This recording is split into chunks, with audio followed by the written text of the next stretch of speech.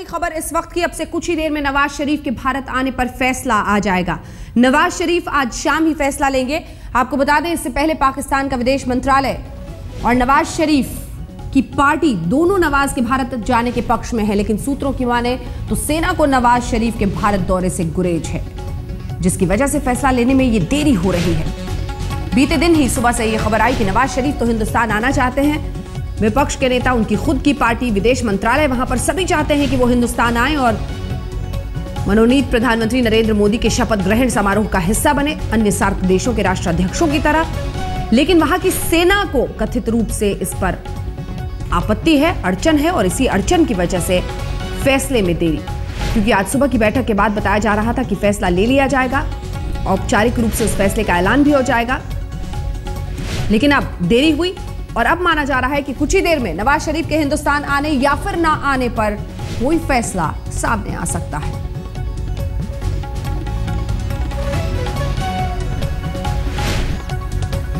आमिर हमजा हमारे साथ, हमारे सहयोगी इस वक्त फोन लाइन पर सीधे जुड़ रहे हैं पाकिस्तान से। आमिर, कब तक उम्मीद रखें कि अंतिम फैसला औपचारिक रूप से ऐलान किया जा सकता है इस पर? जी, अभी तक कोई कंफर्मेशन क्योंकि आई नहीं है, ना ही कोई हिंट आया है ऐसा कि गवर्नमेंट आज फैसला कर भी रही है कि नहीं कर रही। कल भी हमें यही कहा गया था जो उनके फॉरेन ऑफिस ने कि कल की तारीख में वो फैसला कर लेंगे, बट कल भी नहीं हुआ, आज भी नहीं हुआ। और जिस तरह से ये लोग आगे टाइम लगाते जा रहे हैं, लग यही रहा है कि शायद नवाज शरीफ साहब इंडिया जाने के लिए तैयार नहीं होंगे और वो अपनी जगह शायद किसी और को भेजेंगे। तो इस चीज के ऊपर डिस्कशन हो सकती है, बट अगर फैसला पॉजिटिव आना होता तो काफी पहले का आ चुका होता। यहाँ के पाकिस्तान में एनालिस्ट भी कह रहे हैं कि जितना टाइम ज्यादा लगता जा रहा है उतनी उम्मीद कम होती जा रही है कि नवाज शरीफ शायद ही हामी भरे इंडिया जाने के लिए। तो आपके सूत्र यही बता रहे हैं कि मुश्किल है, यानी सेना की चलेगी? हाँ जी, अभी तो यही सुनने में आ रहा है कि मुश्किल लग रहा है कि शायद नवाज शरीफ साहब ना मतलब जाएं इंडिया, ये बहुत मुश्किल लग रहा है। बट ये जरूर कहा जा रहा है कि उनके ऊपर प्रेशर, जाहिर सी बात है, दो तरफ से है। लाइन ऑफ कंट्रोल के ऊपर जो है वो इंडिया पाकिस्तान बॉर्डर्स के ऊपर टेंशन है। पाकिस्तान आर्मी और पाकिस्तानी गवर्नमेंट के ताल्लुकात आपस में ऑलरेडी बहुत खिंचे हुए हैं, क्योंकि अंदर पाकिस्तान में मामला कुछ ऐसे बने हुए हैं जिसकी वजह से उनकी आपस में तनाव है। तो वो नहीं चाहेंगे कि इस वक्त जो है उनको एक और इस तरह का फैसला करके इंडिया जाने का वो अपने ताल्लुकात आर्मी के साथ और भी ज्यादा खराब करें। तो मेरा नहीं ख्याल कि वो एग्री करेंगे, बट हाँ, पाकिस्तान से किसी और को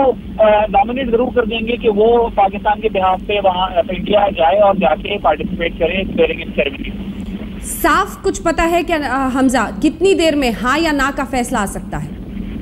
जी, अभी साफ कुछ भी नहीं पता, वो इसलिए क्योंकि अभी तक उनके मिनिस्ट्री ऑफ इंफॉर्मेशन और मिनिस्ट्री ऑफ फॉरेन अफेयर्स दोनों की तरफ से कोई वाज़ेह हिंट नहीं आया कि किस टाइम तक वो फैसला अपना सुनाएंगे, ताकि सबको क्लियर हो जाए कि उनका क्या फैसला है, वो जाएंगे कि नहीं जाएंगे। इस बीच जो दो